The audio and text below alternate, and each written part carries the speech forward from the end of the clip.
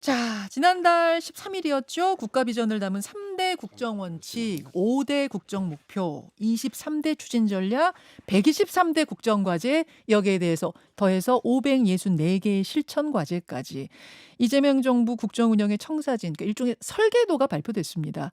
이 전체를 주도하면서 이끌어온 곳이 국정기획위원회였지요. 이 국정기획위원회 이한주 위원장 오늘 직접 모시고 이재명 정부 정책의 큰 방향, 또 최근 관심 모으고 있는 현안들까지 두루두루 좀 짚어보겠습니다. 위원장님 어서 네, 오세요. 반갑습니다. 네. 이 국정기획위는 지금 그러니까 해산을 한 거고 일을 마치고 네, 네, 8월 14일 날 그렇죠. 해단식을 했습니다. 해단식을 네, 했고 지금은 민주연구원자로 다시 돌아갔습니다. 돌아가 네. 계시는 상황. 고생 많으셨어요. 아, 진짜 고생은 한 것 같아요. 진짜 고생을 이 정도 얘기하시면 진짜 고생하고 왜냐면 제가 고생 많으셨어요. 보통 이렇게 질문하면 아유 아닙니다. 뭐 진짜 고생 많으셨어요. 네, 이유가 좀 있어요. 왜요? 왜냐하면 이게 이제 어떻게 하다 보니까 우리 한국 사회가 이제 두 번에 걸쳐서 비정규적인 대통령 선거를 했잖아요. 맞습니다. 그러니까 대통령 선거를 마치고 나면 당선자가 돼요. 예. 그 대통령이 될 때까지 2달의 시간을 줘요. 음흠. 그 준비 기간이잖아요. 네. 그래서 당선자를 위한 전담 조직이 마련이 되는 게 그게 인수위원회예요. 맞죠. 그러니까 인수위원회가 말하자면 기관차하고 뒤에 열차가 따라가는 거잖아요. 시간적으로 보면. 근데 이번에는 당선되자마자 눈 떠보면 대통령이 되는 거예요. 그렇죠. 근데 준비는 미리 한다고는 해도 그렇게 쉽게 될 리가 없는 거잖아요. 맞아요. 그러니까 기관차가 열차 옆에서 따라가는 거니까. 그렇죠. 그 비유가 맞네요. 기관차가 열차 옆에서 붙어서 따라가는 거예요. 원래는 뒤로 이렇게 와야 되는데 아니요, 앞에서 와야 되죠. 그러니까요. 예. 그러니까 그러다 보니까 이게 접촉사고 가능성이 엄청 높은 거예요. 그러니까 이거를 해소할 수 있는 방법은 신속하게 빨리 해야 되는데 신속하게 빨리 하는 방법은 노동 강도를 높이는 거예요. 뭔 방법이 있겠습니까? 그러니까 고생한 거죠. 밤낮 없이 야근하면서 그렇죠. 청사진을 그려내신 거예요. 본격적인 얘기 풀어가기 전에 오늘이 마침 이재명 대통령 취임 100일 딱 되는 날입니다. 맞아요. 기자회견도 이제 10시에 준비되어 있고 네. 사실은 이재명 대통령의 오랜 정책 멘토기도 하시잖아요. 예. 예. 정책 멘토 입장에서 바라본 그 100일 평가를 주신다면? 예전에 그 바르셀로나 올림픽 때 어떤 분이 그 대패한 적이 있었어요. 16강 했던 걸로 기억하는데 선수가 우리 팀이 대패를 한 적이 있는데 그때 네. 그 아나운서 한 분이 그렇게 말씀하셨어요. 좋은 경험했습니다, 우리 선수들. 그러니까 딴 옆에 계셨던 이영표 축구 선수 논설위원으로 해설위원. 해설위원으로 생각하는데 그분이 옆에 있다 정색을 하고 올림픽은 경험하러 나오는 데가 아닙니다. 증명하러 나오는 데입니다. 이렇게 딱 한마디에서 그 말이 유행했던 적이 한동안 있었어요. 그죠? 꽤 오래된 얘기, 한 10년 된 얘기인데요. 기억납니다. 경험하는 게 아니라 증명하는 곳이다. 예. 대통령 자리 그런 자리라고 생각합니다. 경험해서 뭐 우리나라 또 할 수도 없잖아요. 네. 그러니까 한 번에 증명을 해야 돼요. 준비됐다는 거를. 이번에도 보면 뭐 굉장히 많은 일이 겪었어요. 그죠? 그렇죠. 그래서 이제 100일인데 네. 한 2, 3년 한 것 같아요.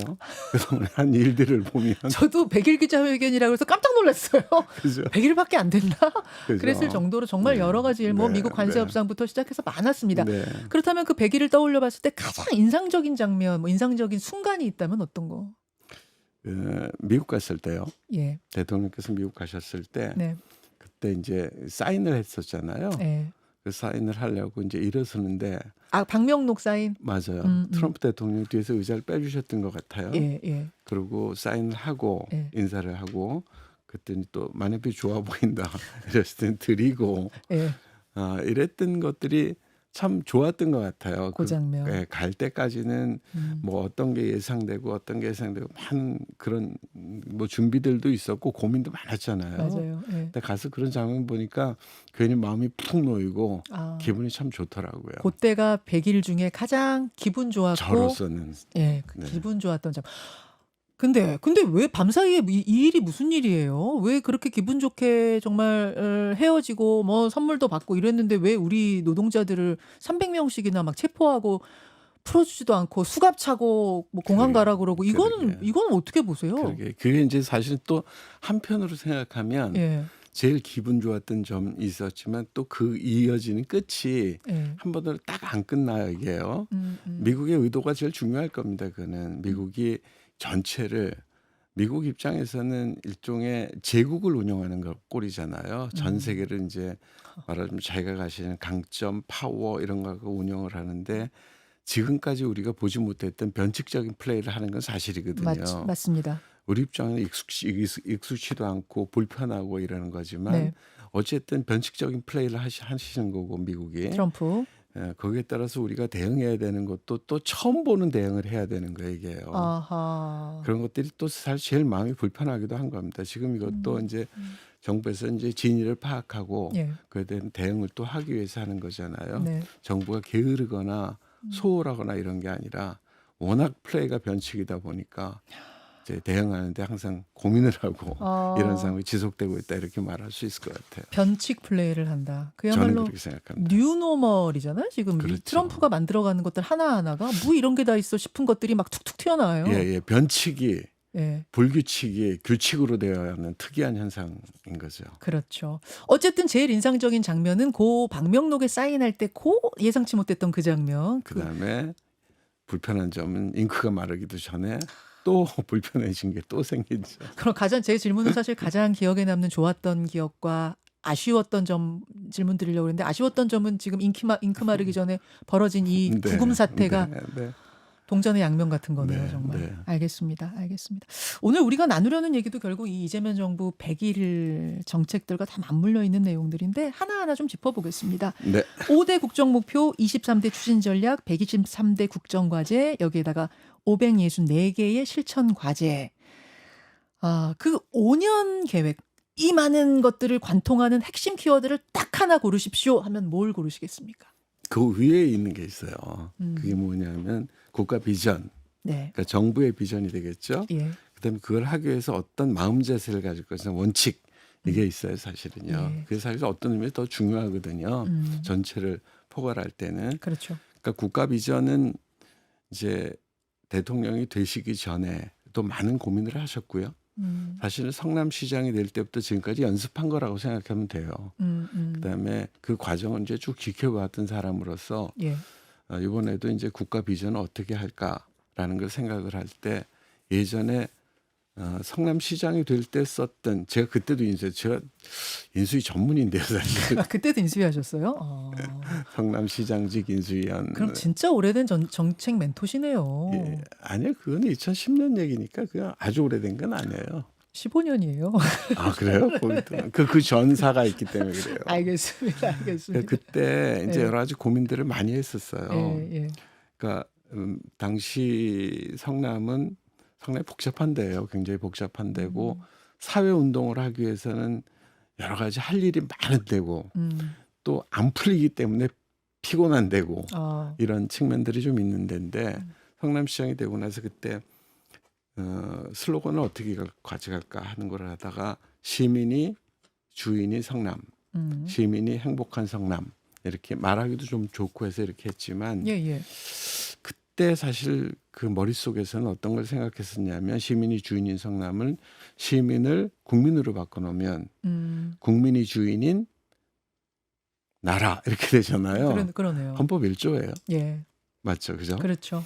그다음에 이제 시민이 행복한 성남은 또 국민이 행복한 대한민국 이렇게 바뀌면 되는데 요거는 이제 그때도 그렇고 지금도 그렇고 어디서 차용을 했냐 그러면 헌법 10조가 있어요, 우리나라에. 헌법 10조. 당연히 있겠죠, 그죠? 예, 근데 1조는 국가의 정체성을 말하는 거예요. 예. 이 나라는 무엇인가? 10조는 거기에 사는 국민은 어떤 사람인가라고 하는 거잖아요. 네, 네. 그러니까 모든 국민은 인간으로서의 존엄과 가치를 갖고 그리고 또 행복을 추구할 권리를 갖는다라고 하는 거잖아요. 근데 길잖아요. 네, 네. 확 줄여가지고 그 이제 기본권으로서의 행복 추구권, 그 행복의 단어를 딱 잡아둔 거예요. 아하. 기본권으로서의 행복 추구권. 그렇죠. 선진국이 된다는 거는 그러니까 국가 만들어 가지고 이제 당장 되는 건 아니잖아요. 네, 선진국이 되는 거는 인권, 기본권, 음. 행복 추구 이런 것들이 선진국의 삶일 거 아니에요. 국민의 삶. 그렇죠. 그래서 이번에는 국민이 주인인 나라, 함께 행복한 대한민국 이렇게 해서 이제 슬로건을 잡았어요. 예. 그게 훨씬 더 위에 있는 거라서 이게 중요해요. 그러니까 왜냐하면 요 큰 원칙하에 세부적인 것들이 다 뿌리를 내리는 거니까. 지붕이 있어요. 지붕이 석가래가 있어요. 있고 기둥이 있는 거죠. 키워드 하나를 이야기하자면 국민 행복, 주권주의 뭐 이렇게 되는 거예요. 국민 주권과 국민 행복. 행복. 알겠습니다. 이렇게 이제 얘기할 수 있는 거죠. 그래서 이제 1호 국정과제로 꼽힌 것이 개헌이더라고요. 개헌. 이재명 대통령도 4년 연임제, 결선 투표제, 뭐 대통령 거부권 제한 등등등 여러 쟁점들을 총망라한 개헌안을 공약으로 이미 맞습니다. 발표한 적이 있습니다. 맞습니다. 네. 근데 이걸 이제 현실화를 하는 문제는 공약하고는 또 다른 문제여서 제가 단도직입적으로 좀 질문 드릴게요, 위원장님. 이재명 대통령 임기 내에 개헌이 정말 가능하겠습니까? 이게 이제 개헌이라고 하는 게 크게 보면 국민과의 소통이 되는 거고요. 네. 그리고 역사와의 소통이고 짧게 보면 그 여야의 소통이잖아요. 네. 상대방에 있는 거에 대해서 딱 잘라서 어떻게 된다라는 거는 말할 수 없어요. 다만 이제 어떻게 하겠다라는 말만 할 수 있는 거잖아요. 그렇죠, 그렇죠. 이게 87년 우리가 지금 헌법 가지고 있고 38년 됐어요, 이게요. 네. 그다음에 그 사이에 2번 대통령이 탄핵됐기 때문에 이제 87년 개헌이 87년 헌법이 이제는 역사적 소임을 다한 거다라고 하는 의식은 우리 사회에 뭐 다 있는 것 같아요. 맞아요. 거기까지 있는데 거기까지는 확실해요. 거기까지 예. 있어요. 예. 그럼 이제 어떤 내용을 집어넣을 건가? 권력구조 개편이라든가 기본권 조항이라든가 하여튼 어떤 걸 넣을 것이고 또 뭐가 또 앞에 놓을 것인가라는 그런 논란거리들이 있잖아요. 네. 그러니까 개헌의 논의 과정이라는 거는 국민적인 말하자면 공동의 학습을 하는 과정이기도 하고 그다음에 컨센서스를 모아가는 과정이기도 해요. 예. 근데 이제 그래서 이번 개헌은 로드맵으로 정리를 했어요. 그냥요. 개헌의 내용은 어차피 정리할 수 있는 게 아니잖아요. 예. 예. 결혼할 사람한테 네 삶을 어때야 되라고 강요할 수는 없잖아요. 우리는 어떻게 하자라고 예. 하는 거라서 그래서 이제 되게 200석 개헌 예.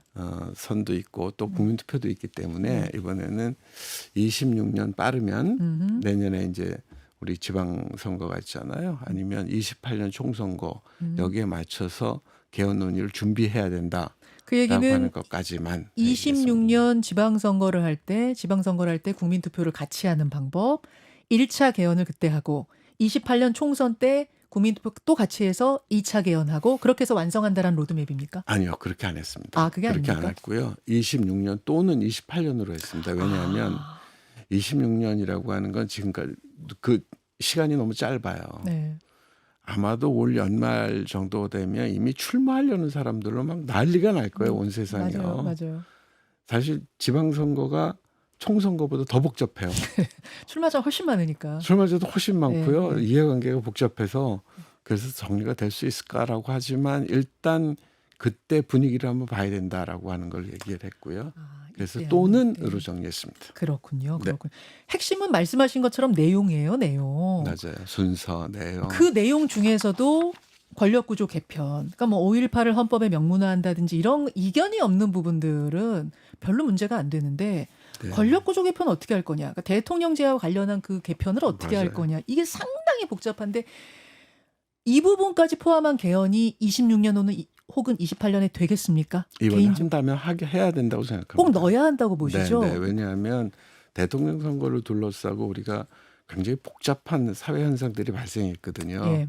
그래서 그리고 또 더군다나 2번 대통령이 탄핵당했다는 거는 우리 대통령제가 적지 않은 문제점이 있다. 그동안의 역사적 경과를 통해서 과거에 그러니까 가지고 있는 용처가 대부분 정리된 거 아니냐 이런 생각이 들기 때문에 그렇습니다. 그렇죠.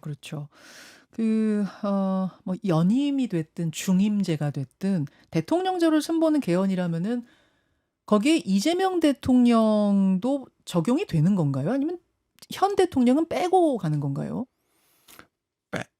거기에 대한 언급은 저희들이 안 했습니다만 통상적으로 상황 변경이 생기면 네. 그거는 다음부터 적용하는 게 맞겠죠. 아. 저는 뭐 저 개인적으로는 그렇게 생각합니다만은 그러나 그조차도 사실은 논의해야 될 사항이 아닐까 이렇게 생각을 합니다. 언뜻 생각하면 당연히 지금 법을 만드는 사람은 제외하고 그다음부터 적용이라는 게 언뜻 생각하면 그게 맞는 것 같은데 저는 법적으로 따져보셨을 것 같아서 지금 여쭙거든요. 맞아요. 그게 맞다고 보시는 네, 거예요? 저희들은 일단 그렇게 판단을 했는데 그 사실을 명기하지는 않았습니다. 왜냐하면 예컨대 법이라고 하는 게 법에 대한 해석도 네. 100%는 없거든요. 원래 법 해석도 상황하고 사람에 따라 조금씩 바뀌기 때문에 그 부분에 대해서는 저희 로드맵 정리하는 걸로 마무리 지었습니다. 예, 아니 왜 제가 그 부분 질문드리냐면 이재명 대통령이 포함이냐 아니냐에 따라서 또 여야 간에 이 갈등이 엄청날 수 있기 때문에 그 부분을 좀 근데 이제 위원장님이 보시기에는 지금 해당자는 빼고 논의하는 적용하는 게 그게 더 맞는 것으로 보인다는 말씀이세요? 저 개인적인 견해는 그렇습니다. 알겠습니다. 경제 얘기로 좀 넘어가 보죠. 네. 어제 코스피 지수가 3,317.77. 맞아요. 와, 장중 사상 최고치. 네. 근데 왜 위원장님은 0%대 성장률이 고정될 거다. 걱정이다. 그런 말씀하신 적이 있더라고요, 최근에. 네, 아니, 코스피가 막 이렇게 가는데요. 제가 여러 번 그 얘기하고 있는데요. 네. 그래서 조금 길은데 이 예. 얘기는요. 코스피로만 얘기를 하자면 주가 자산 비율이라는 게 PBR이라는 지표를 써요. 굉장히 중요한 지표예요, 이거는요. 예.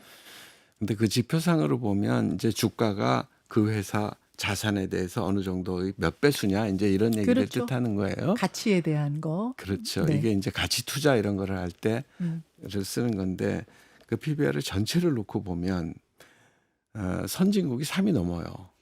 아, 그래요. 회사 전체 그 나라에 있는 그 회사의 몽땅 가치에 비해서 주가 총계가 예. 3배가 넘어요. 3점. 1이면은 1대1로 가치 평가를 받는다는 뜻이니까 그렇죠. 3이면은 3배로 받는다는 뜻이네요. 그렇죠. 그러니까 장기적으로 또 좋아질 거야 이런 확신이 있어서 그런 거잖아요. 예.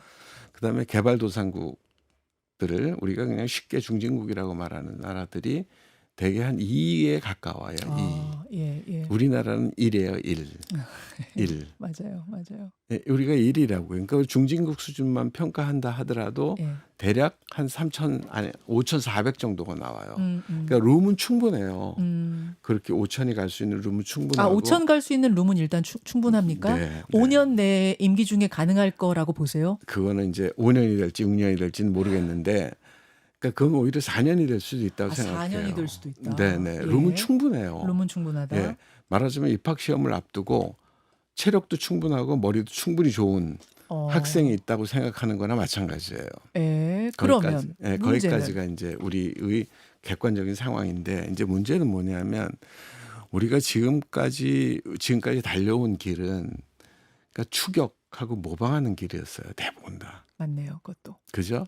뭐 전자제품이 일본을 넘었다, 뭘 누구 거를 했다 이랬잖아요. 그렇죠. 근데 지금 우리가 도달한 이 장면에서 돌이켜 보자면 우리는 더 이상 그럴 게 별로 없어요. 아하. 이제부터는 창조하고 선도하고 이래야 되는 길밖에 안 남은 거예요. 우리한테. 예. 말하자면 산을 올라갈 때 예. 조기가 정상인 것 같이 보이는데 우리가 지금 깔딱고개를 넘어가는 거예요. 아하. 그죠? 예. 체력장 하셨겠지만 턱걸이래요. 1급입니다, 저. 아유, 키로 크신 것 같은데 대단하시네요. 그런데 예. 겨우 해서 턱에 딱 받치잖아요. 예. 받치고 버텨야 되죠. 학생들은. 맞아요. 남학생들은 많이 하고 오래 매달리겠어요. 예, 버텨야 되는 건데 겨우겨우 힘들었다가 턱 근처에 와서 툭 떨어지면 두 번 다시 못해요. 처음 하는 것보다 안 돼요. 그죠? 힘들어요. 예. 지금이 그런 위험한 고비다라고 생각이 드는 그런 상황이에요. 그러니까 말하자면 우리나라의 생산 구조를 총체적으로 바꿔야 되는 예. 이런 구조가 있겠고 예.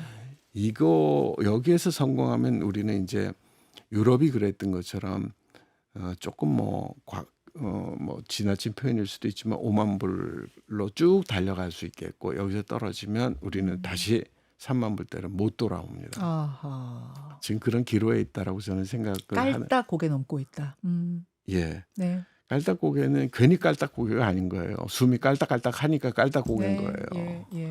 지금 우리 경제가 지금 상황이 그렇습니다. 그래서 이제 이런 얘기를 경제계에서는 하더라고요. 그런 상황인데 노란봉투법 뭐 그런 것들이 조금 이렇게 발목 잡는 거다 이런 얘기들 하고 또 미국에 막 투자하라고 그러면서 노란봉투법 실시하고 우리는 양쪽에서 이거 어떻게 합니까? 막 재계에서 이런 이야기 나오는데 그건 어떻게 보세요? 미국 투자 문제는 이제 새롭게 만들어진 문제고요. 이건 슬기롭게 대처해야 되는 문제예요. 우리는 기초 체력과 관련된 얘기는 아니에요. 그러니까 노란봉투법을 비롯해 최근에 상법 개정을 전체적으로 놓고 보면 예. 저는 말하자면 운동을 하는 거로 비교하자면 균형 운동이라고 생각해요.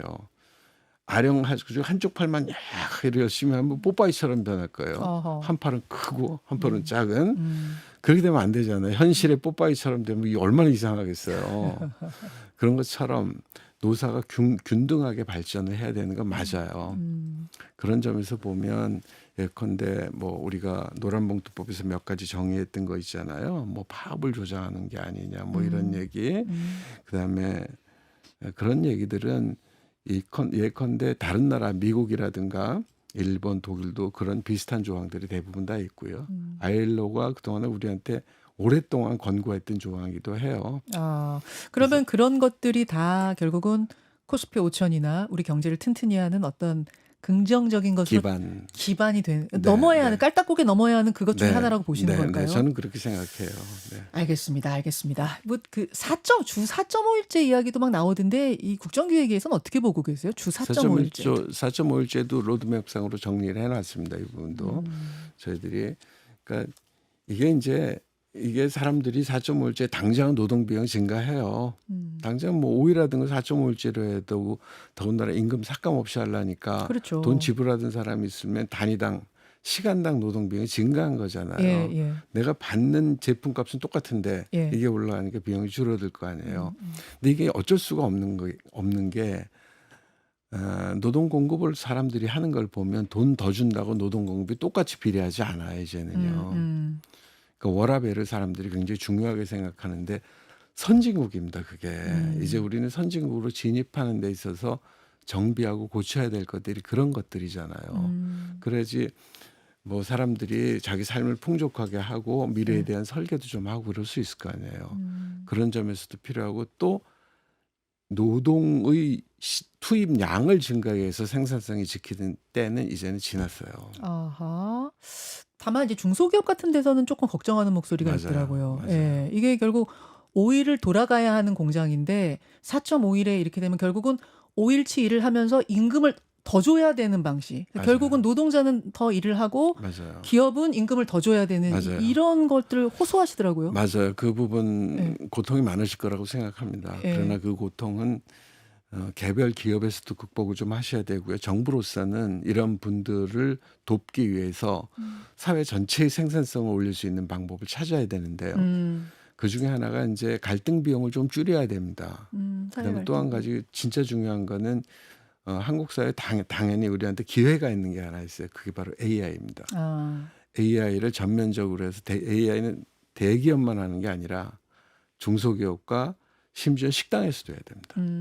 그래서 사회 전체의 각 부분에서 AI를 통한 생산성 향상 이것들을 가져와야지만 이 파고를 넘길 수 있고 그래야지만 우리는 깔딱고개를 넘어갈 수 있다 이렇게 생각을 합니다. 사실 이 얘기는 한 3시간 정도 해도 모자랄 만한 얘기인데 오늘 주어진 시간은 여기까지여서 진짜입니까? 이렇게 오늘 경제 중심으로 해서 이한주 위원장님하고 1탄 오늘. 2탄으로 한 번 더 모셔야겠어요. 약간 강의 들은 기분이어가지고. 정치는 빼고요. 제가 정치 잘 몰라서 정치만 빼고요. 다시 모시겠습니다. 오늘 귀한 시간 대단히 고맙습니다. 네, 유쾌한 시간이었습니다. 고맙습니다. 국정기획위원장 이한주 위원장이었습니다. 네, 고맙습니다. 김현정의 뉴스쇼는 시청자 여러분의 참여를 기다립니다. 구독과 좋아요, 댓글 잊지 않으셨죠? 알림 설정을 해두시면 평일 아침 7시 10분 실시간 라이브도 참여하실 수 있습니다.